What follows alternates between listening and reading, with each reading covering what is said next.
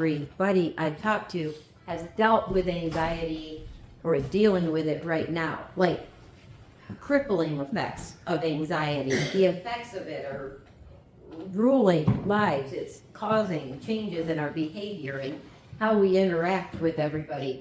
I'm taking today's message from Matthew 6. It's 7 through 34. I'm going to be reading it in pieces and breaking it down from there. Before I start, though, I wanted to talk about something that has actually been brought up to me more than once this week. So I'm taking that as a sign that I need to address it real quick. I've had a lot of people talk to me about the Bible saying that we're to fear God. It mentions it in many verses talking about fear God, the fear of God, over and over and over. And we had a message last week about fear and that we are to live as God's children without fear. So what do we do with that word? It's saying fear God. So are we called to be afraid of God? Absolutely not. Absolutely not. That word fear in there, replace that with awe. Replace that with respect and reverence. And it's the understanding of how big God is, how capable God is, that he is the ruler and judge over all. We have nothing to fear of him. We're his children. We're not called to be afraid before God. We're not called to grovel in front of him or any of those things. But we are called always to have a very healthy, awe-filled respect of our Father, God. But don't let that word fear make you think God is waiting to crush you with his shoe, like, screwed up again, time to take the belt out and whoop you until you get it right. Someone's already paid the price, and he was enough. God is not going to take payment from us personally for our sins. We can't do that. And it's why he sacrificed his sons to cover all of it. But that fear, when you read that in the Bible about coming to God and having that fear, let that be an awe-filled and reverence-filled time before God, to where you're understanding his awesome greatness, what our Father God is capable. Yeah, in one word, this entire universe could be gone. Could say, I'm done with it. I'm done with what you've done to this beautiful world I created. But he doesn't, because we dwell here. He created this for us out of his unending love for us. So for those of you who might be part of that group, and there was quite a few of them, it's been surprising how many people have asked me about that. So when I read fear in the Bible, the way I was raised, it was taught that fear. Like, I was literally terrified of God. We were raised to believe that God's walking around the earth just waiting to crush you, waiting to punish you. He's angry. He's mad at me. Anytime I mess up, he's ready to just, punish me, put me in the corner and in time out until he says I'm worthy of coming out. I don't ever have to approach my Father God that way. Ever. He is so filled with love. And always, just come to me. Come to me. Things are allowed, but it's not because it's an anger thing. It's lessons being taught. It's what he is going to do with what he allows. So try to approach him with reverence and awe, and take your fear of him out of the equation. He's your Father and he loves you. And now we're going to talk about anxiety. And God does have a remedy for that. This was another one of those things where I was positive I knew where I wanted to go. I was ready for anxiety. Let's talk about it. I dealt with it. Everybody I know has dealt with it, so I'm ready to talk about it. And then God put me on this one and left me there.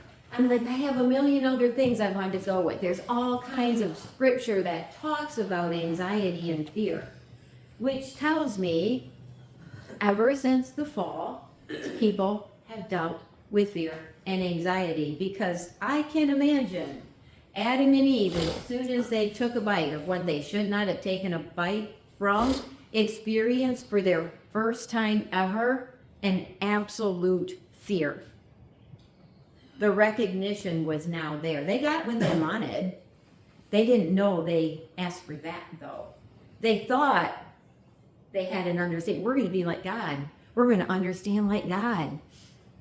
So they willingly ate and suddenly realized, as God's walking through the garden, I can only imagine the terror. And it started there. They didn't have that before. And now they're full on feeling the effects. And guess what? Every single one of us that follows continues to feel the effects of fear, which is the root that anxiety comes from. Anxiety is a powerful weapon into the one who is the liar. So anxiety, this is one definition that I found. It's a feeling of worry, nervousness, or unease about something uncertain or threatening. It can be a normal response to stress or a prolonged state of fear and apprehension. And then the psychological definition. Anxiety is an emotional state characterized by excessive worry, nervousness, or fear that can interfere with daily life. And it often involves racing thoughts, restlessness, and difficulty concentrating. I'm familiar with all of those things. I don't often realize that its source is from anxiety, but it is. Fear, think of it this way. Fear is a natural response to a danger that's immediate, something you can see, something that's right there. You know, if I have a angry mother bear charging me because I thought her babies were cute and I wanted to pet them, I think I'd have a very healthy and realistic dose of fear, like I should. That would be a normal human response to a very immediate danger. Anxiety would be, I'm not walking down that beautiful trail through the woods because what if there is a mother bear out there? And what if there's a cute cub? And what if I wanted to pet it? Because then maybe something bad could happen. So I'm not going to do it. That's anxiety. It didn't happen. The fear wasn't there. I didn't see a bear, but in my mind I imagined, well, it could be there and it could happen. So to be safe and to not get hurt, I'm going to stay here and I'm not going to walk down a beautiful trail. So that's how I understand the difference between a fear, which I see as that's a healthy response. God gave that to us to protect us from something we can see and we know for fact. Our anxiety is based on our thought process that tells us the potential is there, that something could happen, and that excessive worrying about the might, it could, it's possible, what if, that's all anxiety working. But it's really good at crippling us right where we are. It keeps us from moving forward. Genesis 3:1 says, the serpent seduced me, she said, and I ate. Satan knew exactly what he was doing. He's a master manipulator. There's a reason he got thrown out of heaven. He was one of the angels, the most beautiful, if people don't know this part of it. Satan was in heaven with God. One of the angels, considered the most beautiful angel in heaven, and it was that knowledge that led to his downfall. A third of the angels with him were cast out and thrown down. Satan is not content in letting people be. The full intention is to bring as many down with him. And it's pretty remarkable, the enemy that we're up against, because he understands us. He understands our minds and how we think. He understands the power that is in fear and in anxiety. He understands that it will keep us and separate us from our solid faith and trust in God as he leads us through the plan he has for us in life. And he keeps us spinning and spinning. Those racing thoughts up here, thinking about the what ifs, he loves those. And he'll show you all kinds of examples as to why you can keep thinking that way. Look at it happen to them over there.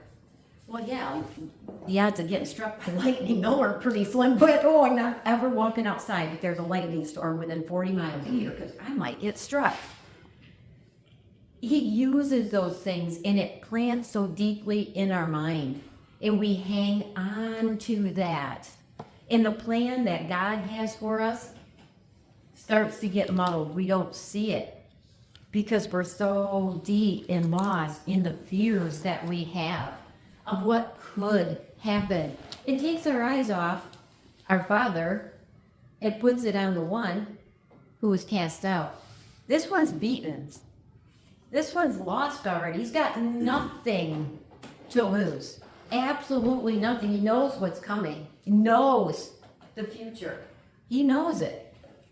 Doesn't mean he's just going to sit there and, well, okay, I guess I'm done. I'm lost. No, he's hard at work. And he uses things against us like our own emotions. Matthew 6, 7 through 18. The world is full of so-called prayer warriors who are prayer ignorant.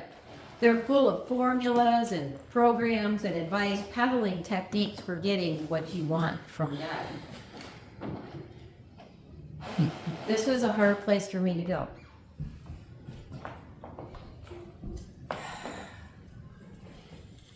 A lot of times in our searching and our longing, our higher power, God, we get a lot of loud voices out in the world that have a lot to say to us about this is how you have to do it. This is how you get ahead. This is how you live life. This is how you're going to get rich. This is what blessed looks like. That enemy of ours, that one who's the liar, it's his favorite way to use it. His favorite way to use it when it's right in church.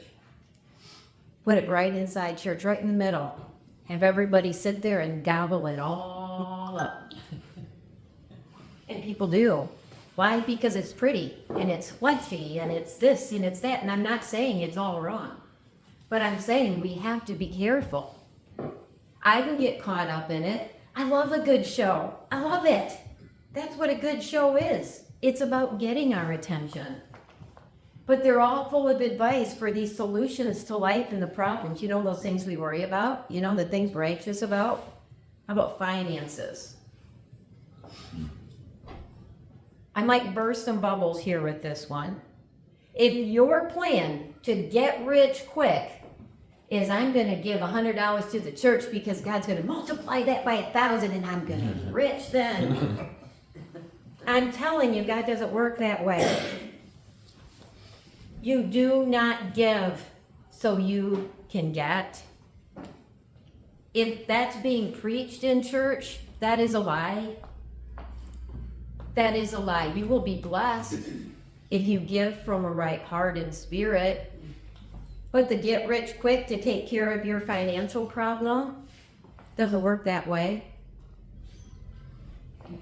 God's not sitting there waiting for you to write out a check so he can give you a bigger check of money in return to get a bigger house or a better car or a better this. You go and you listen and you're hearing a message that leaves you condemned, that leaves you feeling like you're not good enough and you have to work harder, you have to do better, you have to be better. You sinner, you wicked, vile, dirty sinner. That's not God speaking to you either. Because when he looks at you, he doesn't see that. So that voice too that sits there endlessly telling you you're not worthy and you're not enough, that's not God saying that you're not worthy and you're not enough. Remember, he is a liar. But he uses church, I found, most effectively. And that breaks my heart. Because the very place that we should come for our healing, the very place we should be able to come for our answers, for our support, for our love, for redemption and grace and mercy, is often the place that most leaves us broken and crushed and defeated. Broken, crushed, and defeated is not God's plan for our life after what he's done for us. Broken, crushed, and defeated is anxiety. Anxiety is brokenness. It's being crushed by the world. It's feeling defeated. It's feeling unworthy. It's feeling not good enough. Hey, girl, what's up?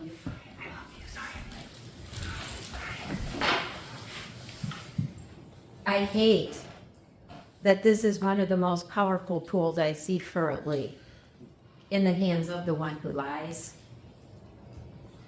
And I'm seeing it more and more and more. Like, that strikes fear in my heart.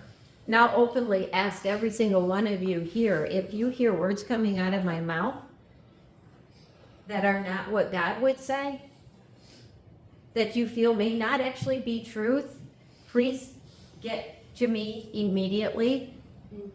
Please sit me down and have that conversation. It's not lost on me, the position that I've been called to, and that's a heavy burden that I carry. It's that important to me.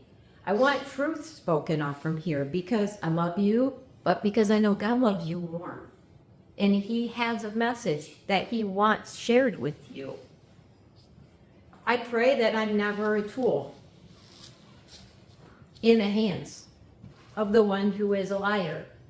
I pray that I'm not the one who feeds into your anxiety because you had an expectation that if I live life this way, because I heard it in church, then this is going to happen. Then life is going to get easier. I'm going to get rich. All my family's going to be restored back to me. A little part of me, I found out, did actually believe pieces of that, and I didn't even know it. Because when I got good and I'm in recovery, I don't drink or use or anything. I expected financial things would get a bit better. My kids would all come flocking back and surround me and big happy thing. Life would be smooth sailing. Well, I got to that point, and not only did my kids not all coming back, 2 more joined them. So now 4 out of the 6 really rarely ever talk to me. I don't understand that. I don't understand the timing of that, but I've given that to God. Financial peace, it's a good thing I'm not motivated by money because, God has taught us a big lesson in faith. So my husband is not employed right now. That was a new development. That happened after. That wasn't God writing a big fat check, but he was saying, trust me with the plan I have for you. And we do. I mean, it's surprisingly weird to have this newly let go from a job guy over here, happy as a clam, living his best life because he feels like it's God's will for him. Do you know what a delight to my heart that is? Like, I take such joy in that. I have no worry or fear over that. In that smooth sailing life, I got some choppy seas that are going on. I have people taking pot shots at me. I've had a few arrows hit the mark. But I've learned how to pull them up and heal the damage, and I keep on going. But this, what so often happens, this is just a dangerous thing. It's a dangerous thing when the father of lies has gotten into church. And it erodes and undermines all that God really is. So instead of preaching the whole, let's get you rich, let's make life easy, and all this other kind of stuff, instead of doing that, which sets up for failure, why isn't church talking just honest truth? Just the real honest truth? Yeah, choosing Jesus and jumping full on into that life, best decision you will ever make. And guess what? The road gets bumpy. It's not smooth sailing. I didn't suddenly go onto this gloriously newly paved street that's just like the best scenery all on both sides of my car going down the road.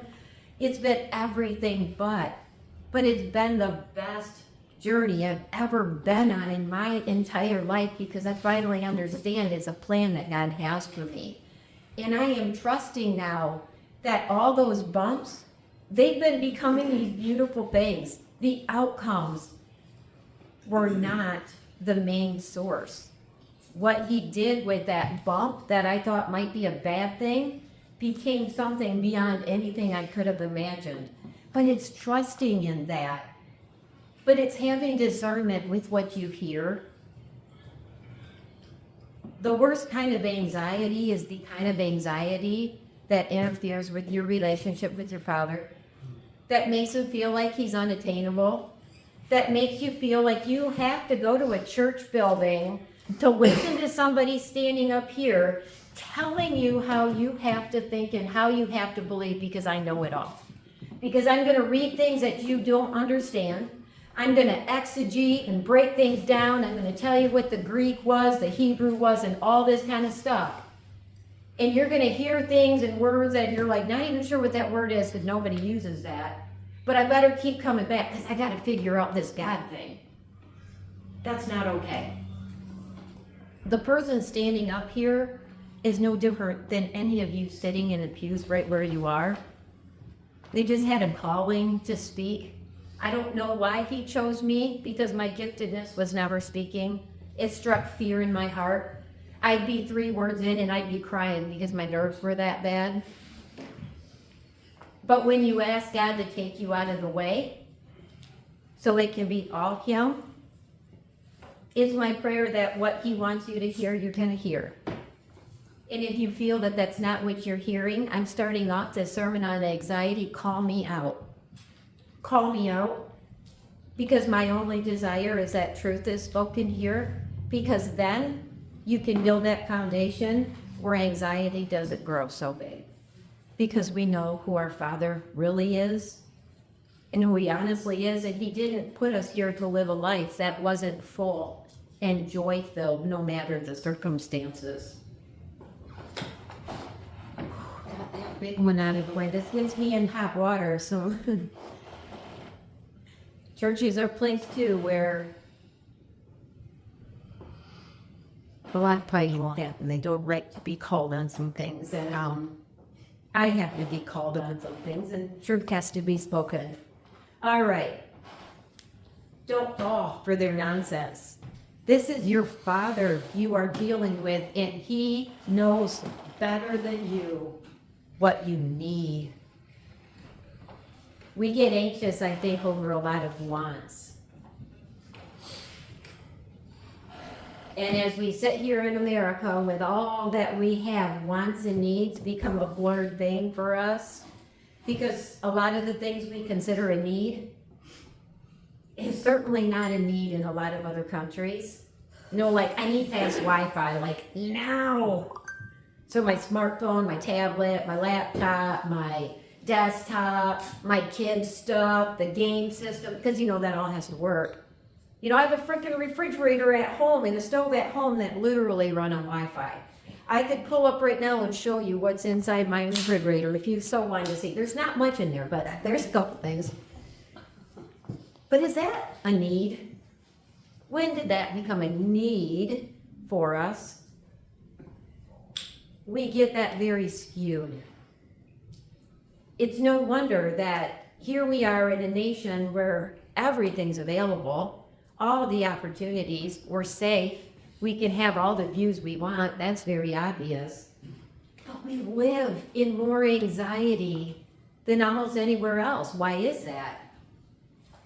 We should have the least to worry about.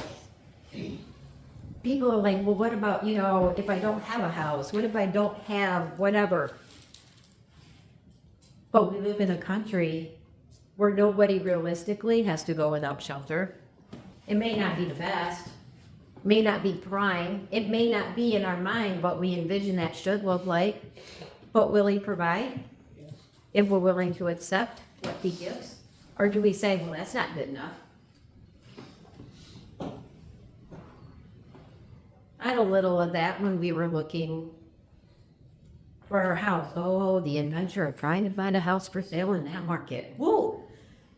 And we're looking, and it's shocking looking back now, and I'm a little embarrassed, but it's like the houses we were looking at, they started to get a little bigger, and then a little bigger, and then a little bigger. And it's like, oh, it's okay, no. The mortgage approved you to this. Opens up the houses you look at. They're getting bigger and bigger. And then you go up and you're like, this is glorious, and you can picture yourself living there. You're already happy. over something, haven't even walked in the front door or signed on the paper, but, oh, this is mine, I can feel it. And that happened in one house. I'm like, oh, it's got this nook, I can sit here and watch the river going by, and it's got the barn and the land, and it's beautiful, just beautiful. Thought for sure, like we even had signed, this is gonna be my house, this is great. But it was all me.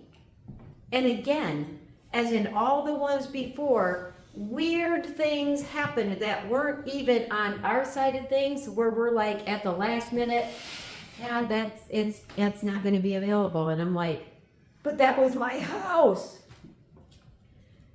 Until I get this call about this place in Fenwick that I had never heard about in my entire life, because this girl grew up in Hudsonville. I'm an Ottawa County girl.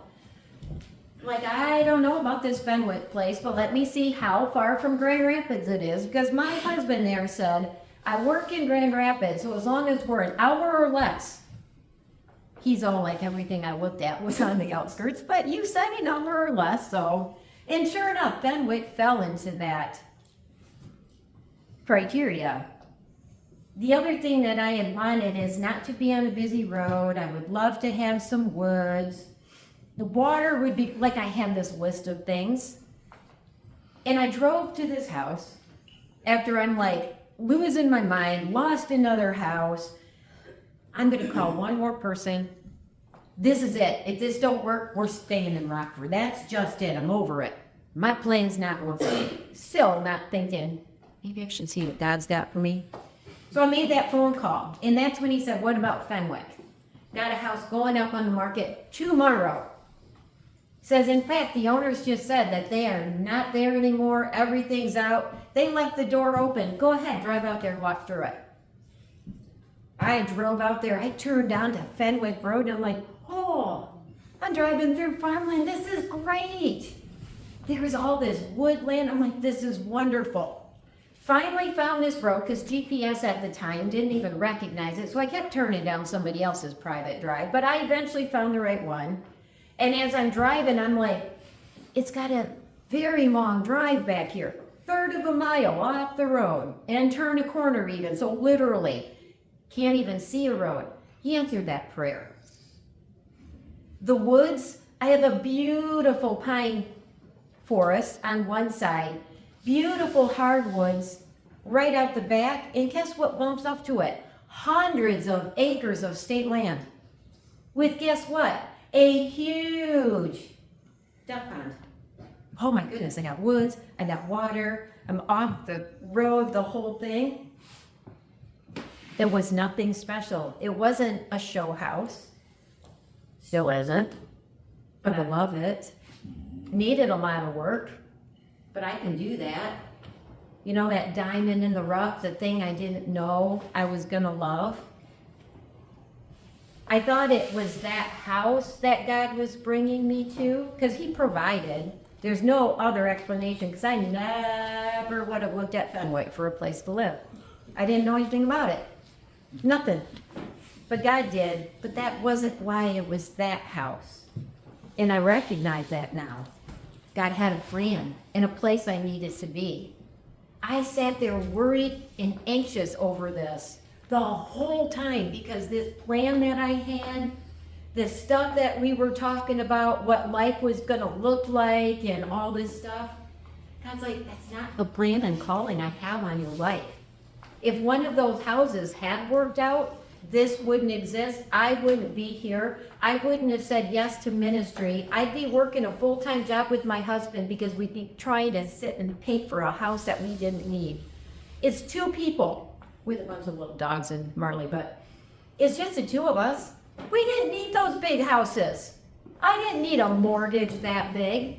I didn't need to be in the right neighborhood. I didn't need those things, but I thought I did. Because, you know, I want to look like where I'm doing better and like life is successful. My kids will look at me and say, Mom's doing so great. That superficial garbage means nothing to me now. I'm so joyful that we're in a house that has a tiny little mortgage on it, that we're making into the house that we enjoy. That's just a few minutes away from a building that I adore being in. serving people that I love more than I can express. My anxiety could have kept me from that, though. God knew what we needed. He understood it, and he kept us from that what was not meant for us. And I got upset. I started getting filled with fear and anxiety because we were temporarily renting this place in Rockford, and it was beautiful. Right downtown, we could see the river, the walking path, and everybody hung out. It was grand because it was the desirable street. But it was not cheap to live there. It's a lot of money to throw away. So then I had anxiety over that. How long are we going to throw money away? How long, and over and over and over and over. And those were my drinking days. So there was a lot of, life is rough and hard. We're never, I even went like, we're never going to find a place. Find some boxes and go down by the river, I guess. That's what's going to happen. Because, of course it goes from that to, there's no house for me. No, not everybody else gets a house, but we don't. No, I had those thoughts. And I worried and worried and worried. How do I figure it out? But I didn't take it to God like I needed to. So remember that. He knows. He knows what you need. As you're worrying and stewing about it, trying to find the answer, trying to figure out, God's like, are you going to look over here? Just keep your eyes on me and follow me because I'm going to show you. That's all we have to do. Just look at him. He'll show you. So with a God like this loving you, you can pray very simply like this. This comes from the Message version. We're all familiar with the Lord's Prayer. I'm very surprised that it was the Lord's Prayer that came up in my message about anxiety. But when you break it down, it's not a surprise. It isn't a surprise. Our anxiety often comes from praying prayers that aren't the simplicity of what the Lord's Prayer is. So in the Message version, it says this: Our Father in heaven, reveal who you are. Set the world right and do what's best, as above, so below. Keep us alive with 3 square meals. Keep us forgiven with you and forgiving others. Keep us safe from ourselves and the devil. Remember, he is a liar. You're in charge. You can do anything you want. You're ablaze in beauty. Yes. Yes. Yes. We were given this prayer by Jesus, who has everything at his disposal, can ask for anything. Nowhere in here does it say pray for a bigger house, pray for more money, pray for the right job, pray for the right relationship, change my life this way, get me this wardrobe, this car's not good enough. None of that is in there. None of it. It's down to the very basic, just give me enough to, can I have enough to eat? Forgive me, but allow me to forgive others like you've forgiven me. Let me live that kind of a life. It comes down to a pretty simple and basic way of living life. And I'm finding as I'm stripping away all the extras that my life used to have, and the extras being my thoughts and ideas on what it should be like, I'm finding it's my dealing with anxiety is lessening and lessening and lessening. I long for a life of simplicity, a life just simply led from a place of love, a life led from just simple trust in our Father God. Do we really think he's not going to provide for us after what he gave up for us? He didn't allow us to crucify his son so he could forsake us and not care for us. And we often live life, I think, I know I'm guilty of it, as if that weren't the case.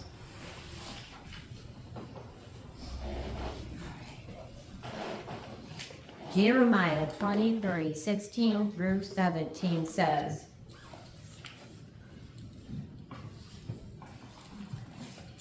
a message from God of the angel armies. Love how this is phrased in the message so much. I love the word pictures of it. Don't listen to the sermons of the prophets. It's all hot air, lies, lies, and more lies. They make it all up. Not a word they speak comes from me. They preach their everything will turn out fine sermon to congregations with no taste for God. Their nothing bad will ever happen to you sermon to people who are set in their own ways. Sometimes things don't turn out fine, and sometimes bad things happen. I'm pretty certain every single one of us here could speak to both of those things. I know that I could. I know for a fact a lot of you can because you've shared stories with me. I know where you've come from. I know what you've been through, and I also know that's just the surface of it. But those lies, that means somehow God is angry with you, that you are unforgiven, that you're separated from Him, that's not truth. That isn't truth. Matthew 6:19-24. It's obvious, isn't it? The place where your treasure is the place you will always want to be, and you will end up being there.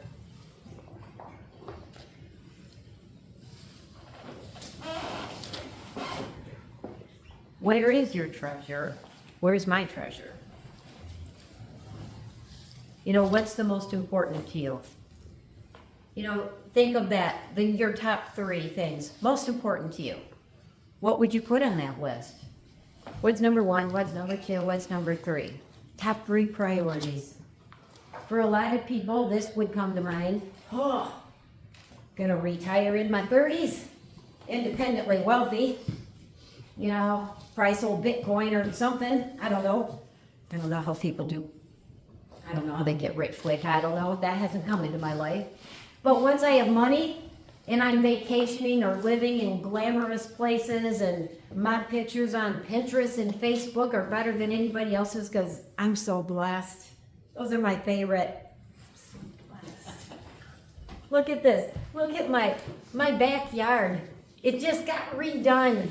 It had a nice pool, but look at this one. Oh, it's an infinity pool with a built-in hot tub. The kids have their own because can't have them in mine. And God, I'm so blessed.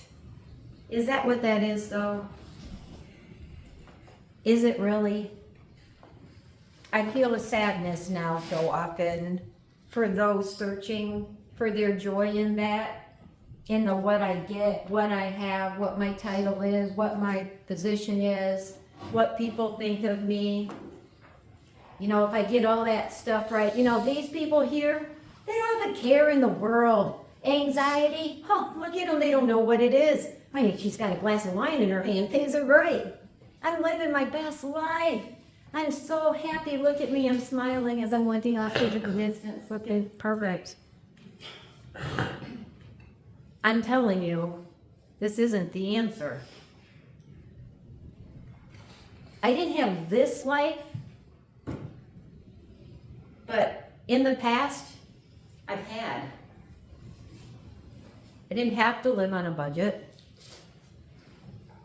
If I wanted something, I usually could, we'd get it. Wanted to travel, we'd travel. I've had that.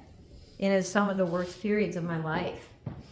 Money and having it, there's nothing wrong if you've been blessed financially. That isn't wrong. That also is a gift from God. And to some people, He does give that to. But if He hasn't blessed you financially, that doesn't mean you've fallen short. It doesn't mean He loves you less. There is no joy that is found in money. And maybe that sounds foolish because you're picturing all these things. Well, I'd sure be happy as I'm driving that. I'd be real happy if I could wear that outfit. That's amazing. I'd be so happy if something that money could buy.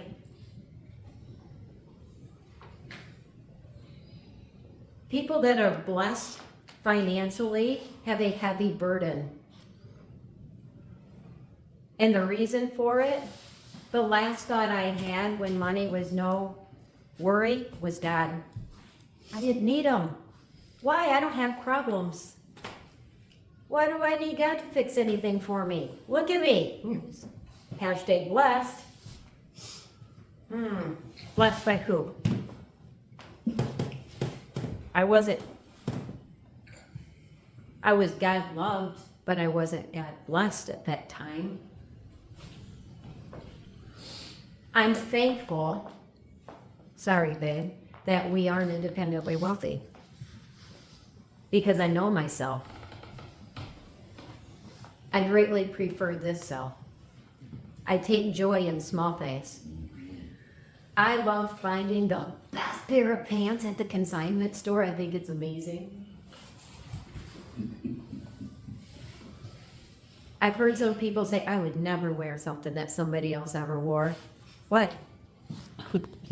Why? I don't understand that anymore. I think your focus changes when your priority changes. Anxiety is that drive to have something you haven't been given.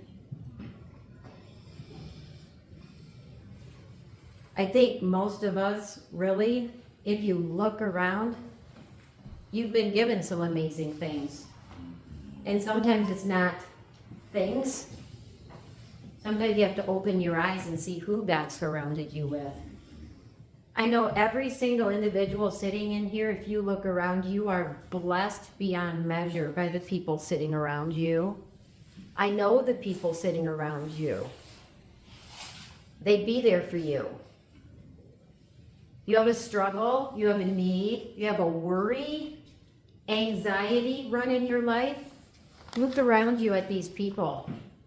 I know for a fact that people sitting in this space would sit with you in that and talk with you through that.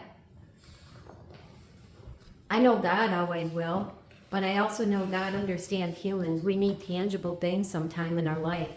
We were not wired to be alone. We were wired for community. God understands that we can't physically see God other than the fact that he is everything and in all things, because all comes from him. But our human eyes don't see God like we see other people, and I believe that's why community is so important, because that's how God shows himself. It's how he reveals himself. It's why we are called to live a life modeled after the way Jesus lived. Why we are called to live a life led with love, because that is the foundation of who God is. It's not found in this. If you've been blessed with this, God didn't bless you so you could hang on to it. Hang on to it real tight and get more, and more, and more, and more, and more. I'm not saying it's wrong to enjoy what God's given you. If you can take a vacation and see this beautiful world that he's created, do it. If you fall in love with a beautiful space that happens to be a big, beautiful home, enjoy that. God gave that to you. But don't forget, there are strings attached to that. Because if your eyes don't notice needs around you, that the money he's given you could help in some way, those are things we need to answer for. I'm going to have to answer for a period of time in my life, because I didn't share. I didn't share with people outside my family. It was me and the kids. My wardrobe was amazing. I had great shoes. I used to be a shoe girl. Had all that stuff. I wish I could turn back the clock and clear all that out and take that money and do with it what would have been good, what would have made a difference for other people. not so I could get more, but so I could give the feeling that God gives us when serving like that. When you sit alone, stewing and worrying and hanging on and trying to get more, God will never allow you to be settled.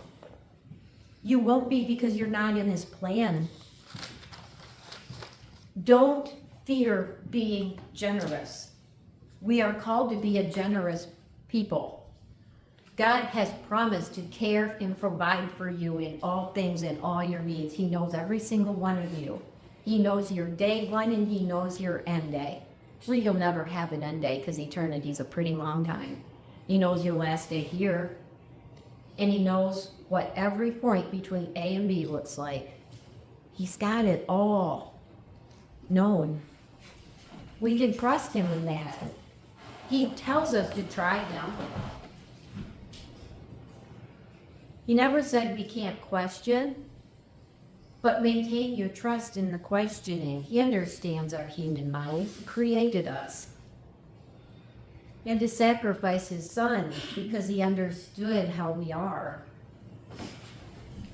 Matthew 6:25-23.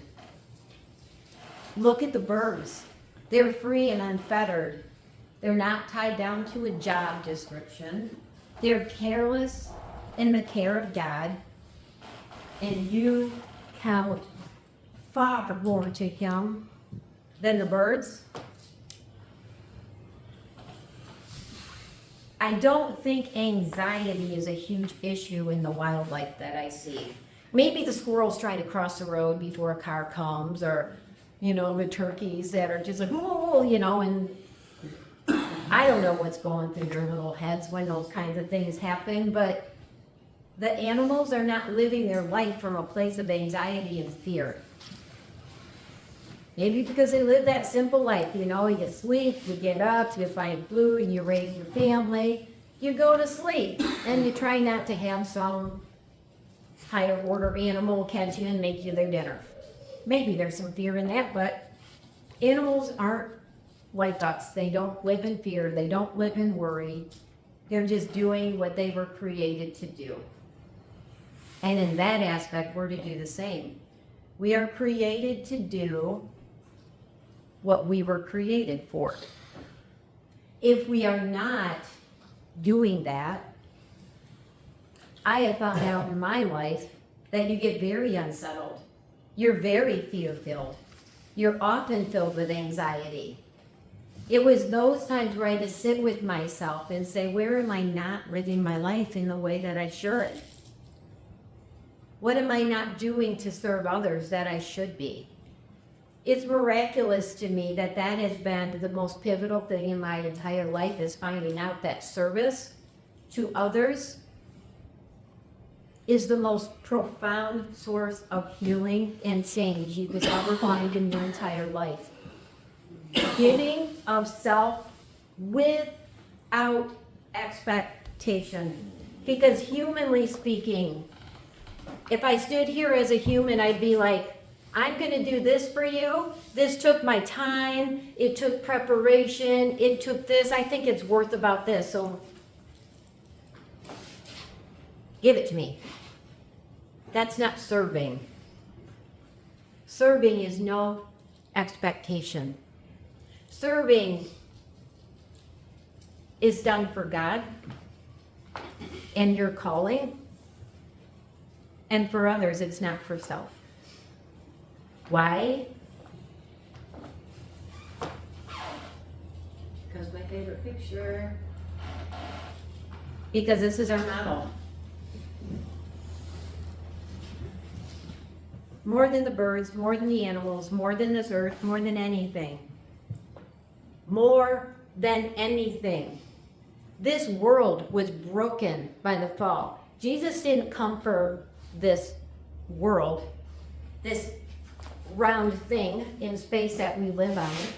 It wasn't that God came to repair. Because if we look around, we see a world that's dying. That realization, I sit here with my thoughts sometime and I started noticing, it's like, my gosh, if you really look, the world, this planet, it's dying. is falling apart. It's changing, and I'm like, we're watching death happen. I think for a while I used to think it's just the people, you know, when we fell, people started breaking. All the fear, the anxiety, everything came. But the earth stopped being perfect then too. We're living on a dying world.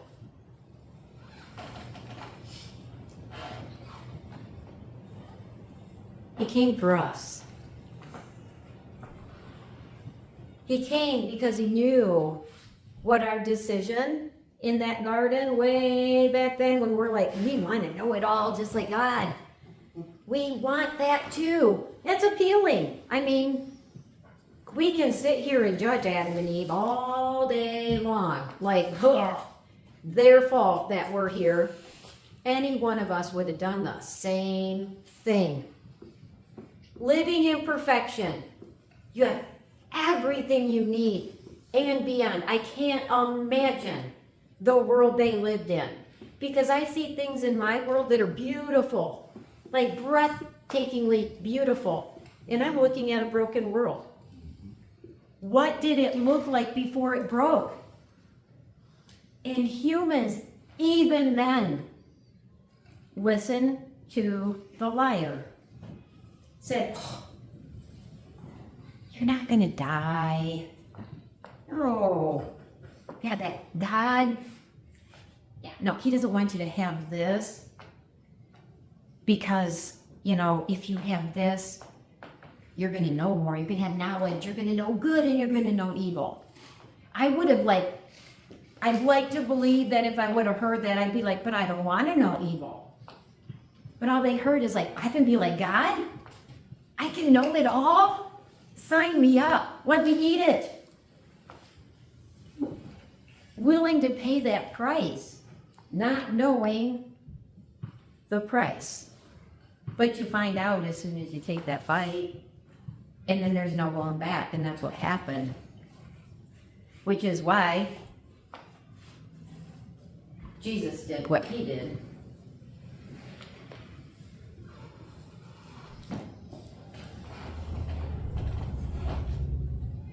I would give anything in the world to take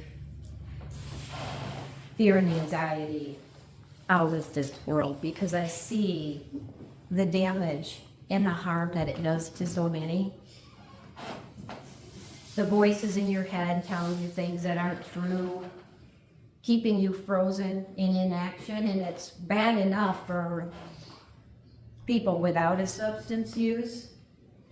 I think it gets a little extra for those of us going through that part, because we have that added thing of knowing what people think about us. We know what people say about us. We know the judgments people have. I'm in a really unique position of doing what we do here, and I talk to a lot of people on the outside, and they explain it.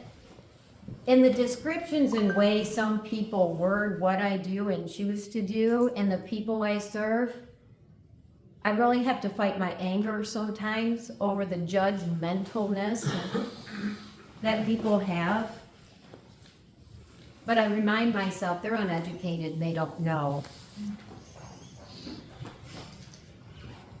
Just don't know. Don't worry about missing out. You'll find all your everyday human concerns will be met. Give your entire attention to what God is doing right now. And don't get worked up about what may or may not happen tomorrow. God will help you deal with whatever hard things come up when the time comes.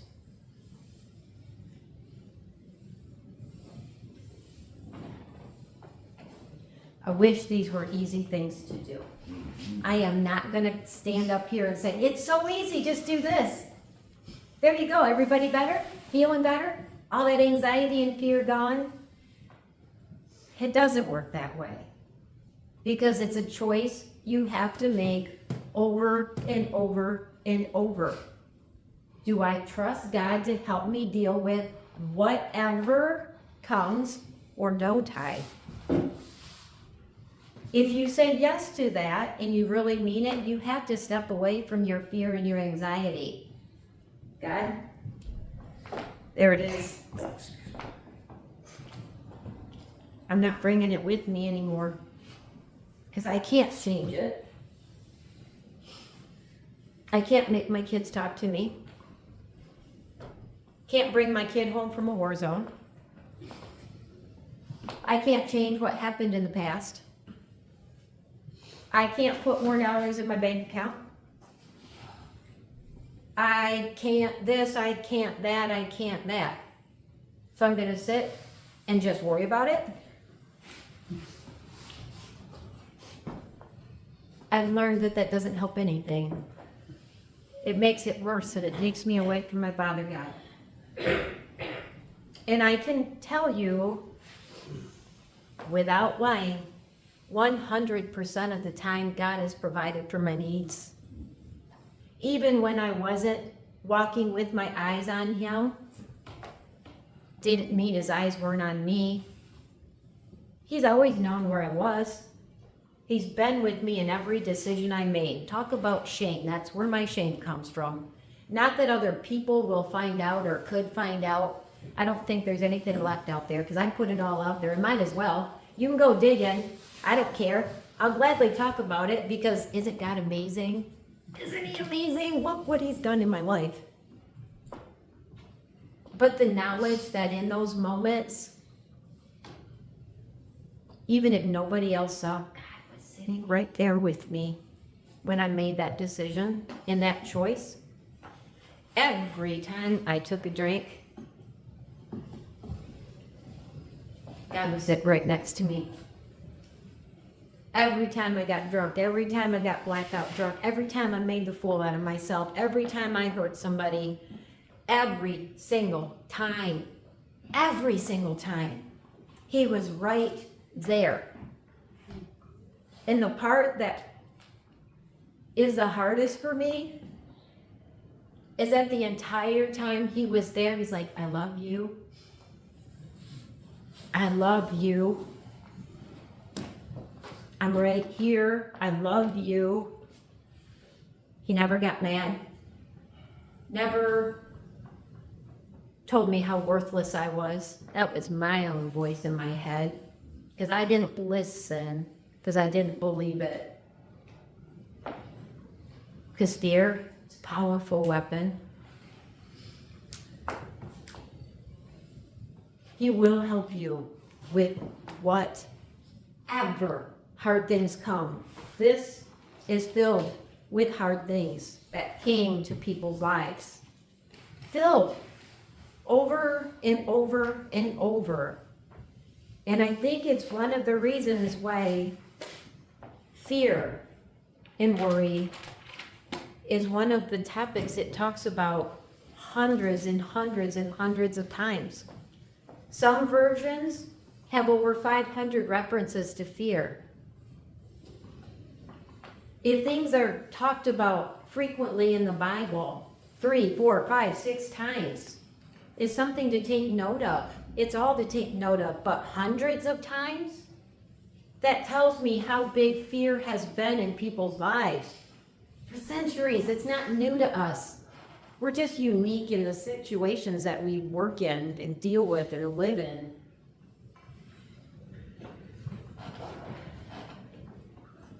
Jeremiah 29, 11 through 18.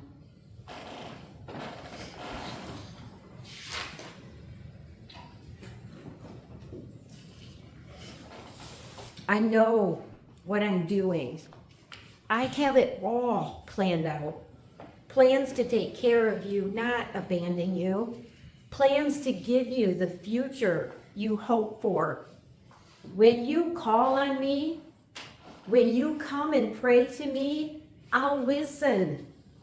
When you come looking for me, you'll find me. Yes, when you get serious about finding me and you want it more than anything else, I'll make sure you won't be disappointed. That's God's decree.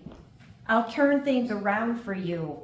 I'll bring you back from all the countries into which I drove you. God's decree, and bring you home to the place from which I sent you off into exile. You can count on it. We're often in exile in far-off lands. Think of the journeys our lives have taken. My drinking, that was my far-off land. That was my exile. God allowed me to end up there. He knew where I was going to end up. He was right there the whole time, just waiting for me to look at him. But that was my exile.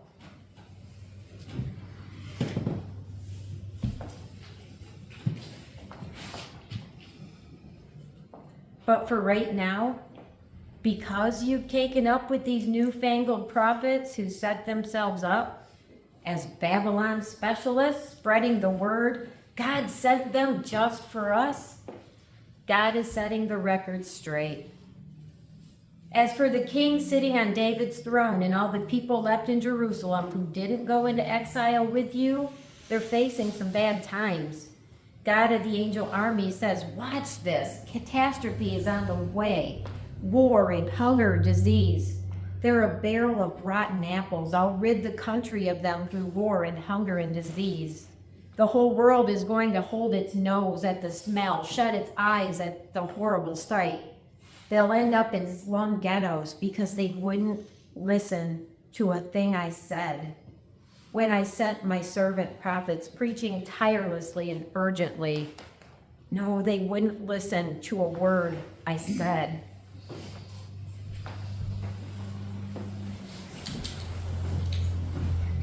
It's kind of an ugly picture of what can happen out there in the world, but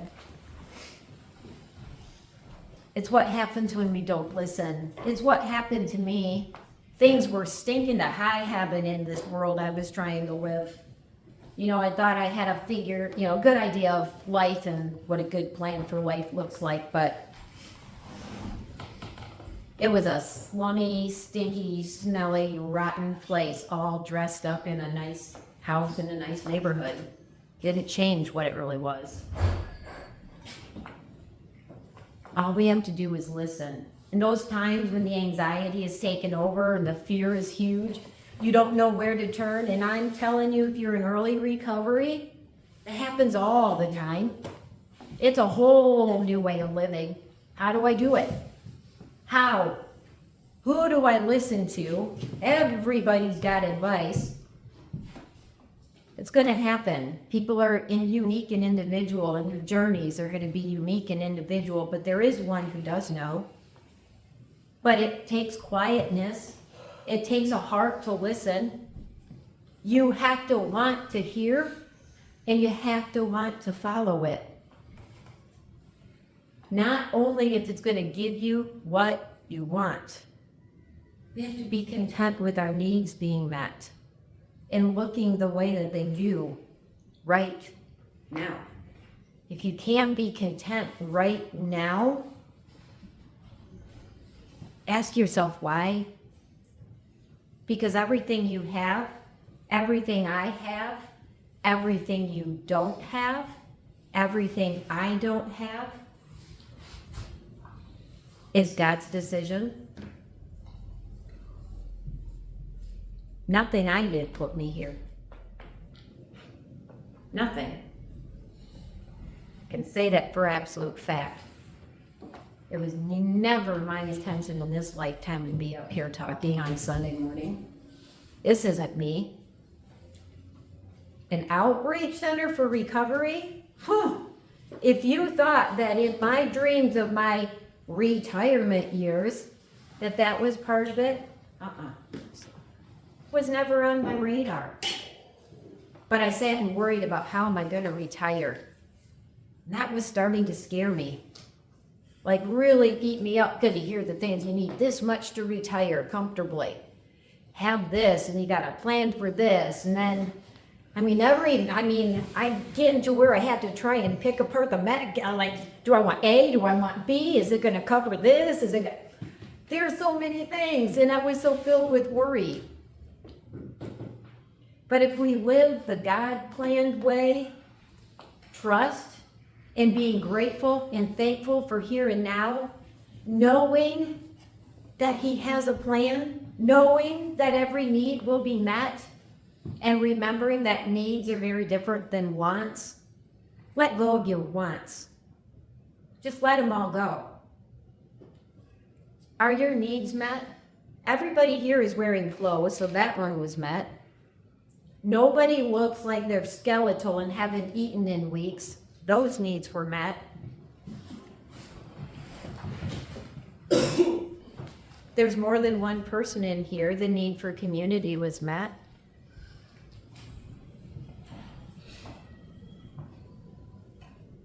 God meets needs always. The anxiety and the fear, it's a hard thing for me when I sit in my anxiety and fear, because it's like, where's my trust? God, I made a promise to you and I failed again because I'm scared. I don't see your plan and it's hard for me to trust you right now. But I want to. It's okay to tell God that. I want you to know that.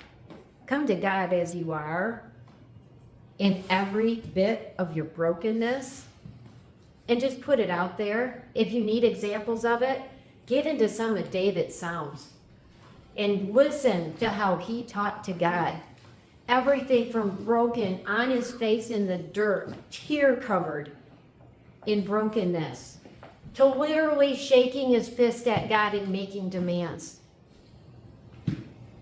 That's the God we can go to. God says we can try him. I promised. Test me.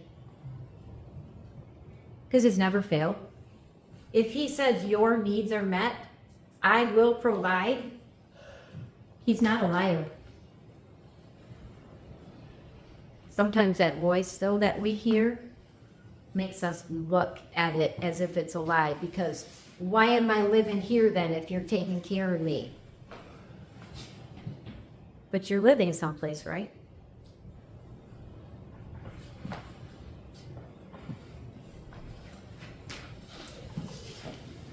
I'm envious at times of people that live very simple, basic lives in those third world countries. And because I think it's easier to find your joy. I think it's easier to be happy. The kids don't sit there on tablets and technology. They're not worried about smartphones or cell tower reception. They're not worried about getting their house repainted in the color of the year per Sherwin-Williams. They're not wearing the latest and greatest of fashion. They're not paying a fortune for their shoes. None of it. They send their kids off who knows how far to get water. They try to scratch out some food for the thing. And they live in these joyful communities of laughter and happiness, thankful for what they've been given. And there's beauty in that kind of a life. Anxiety doesn't consume them. And it's funny how having everything we want leads us only to more worry and fear and anxiety.